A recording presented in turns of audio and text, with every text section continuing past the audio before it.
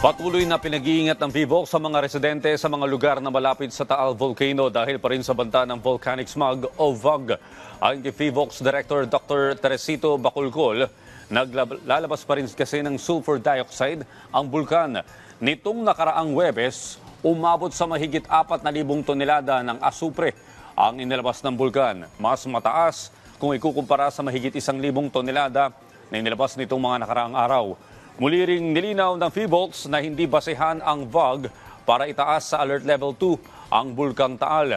Samantala, wala na ang smog na bumalot sa malaking bahagi ng Metro Manila nitong nakaraang linggo. Sabi ni Bacolcol, malaking tulong ang naranasang mga pag-ulan para ma-disperse ang smog. Yung VOG naman sa Taal Volcano until when? For as long as Taal Volcano is spewing out sulfur dioxide, the threat of VOG is always there. It will be a recurring threat. Now, hanggang kailan siya mag-spew out ng sulfur dioxide? Prior to the 2020 eruption, wala pong sulfur dioxide yung Taal Volcano. So, only after the 2020 eruption that it spewed out sulfur dioxide in great quantities. And hanggang kailan, mahirap po natin sabihin